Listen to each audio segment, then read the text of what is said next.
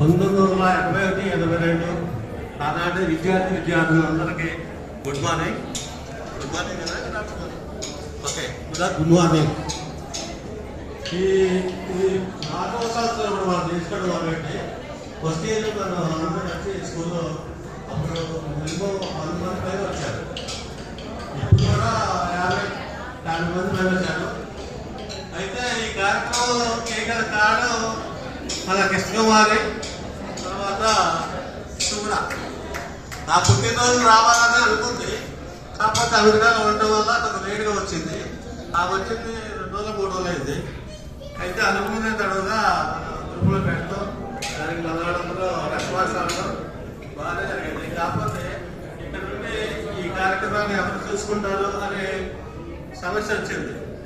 ఇక కృష్ణ గారు అయితే ఇంతకుముందు నాకు కాలేజ్ పెట్టవాలి బాబు, పోయినసారికే నాకు చాలా ఇబ్బంది అయింది అంటే ఇక తప్ప మళ్ళీ కృష్ణ గారిని పెట్టేసుకొని పొద్దున్నే తెల్లారు వేసి 10కి 15 దాకా చేసి అన్ని కార్యక్రమాలు ఆడే దగ్గర నుంచి చేసుకున్నారు. కానీ కృష్ణపేటలో ఇంతమంది ఉన్నారు, అన్నాడు ఒక 10 మంది పైన ఉంటారు. కానీ కృష్ణకి తోడు వచ్చింది ఒకళ్ళు ఇద్దరు. అయితే ఇక్కడికి వచ్చాక ప్రతి ఒక్కరు యారా అంటే కొంచెం మనసు ఎలా దానిలో తేలిపోయింది.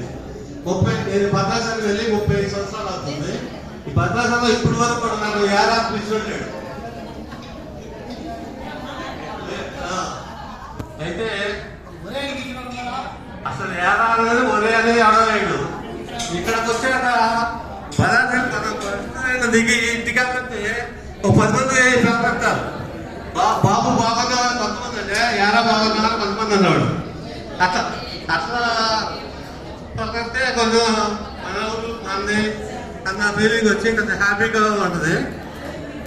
అయితే ఇది కండక్ట్ చేయడానికి మన వారు చెప్పే కదా, అప్పుడే కృష్ణ బాగా కష్టపడ్డాడు. నన్ను పద్ధతి నేనేం చేయాలి, ఏం చేయగలను, అమౌంట్ ఖర్చు చేశాను అప్పు చెప్పగలను అంతేగా. అయితే నేను భద్రాచలంలో మెడికల్ అసోసియేషన్ చేశాను కదా, 9 సంవత్సరాలు చేశాను. ఆ అనుభవం కొంచెం ఉంది. తర్వాత రోటరీ క్లబ్ ప్రెసిడెంట్గా పదవి చేశాను. ఈ ఎట్లా కండక్ట్ చేయాలి ఏంటి అన్నది ఒక ఐడియా ఉంటుంది. ఇప్పుడే వచ్చిన రవీంద్ర లడ్డూ మీట పార్టీ హ్యాపీగా ఉంది. అక్కడ వైజాగ్ నుంచి ఇప్పుడే వచ్చాడు, శ్రీలక్ష్మి ఇప్పుడే వచ్చింది.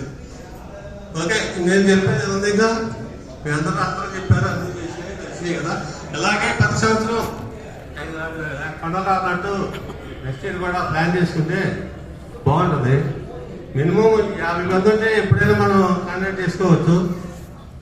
Okay, bye.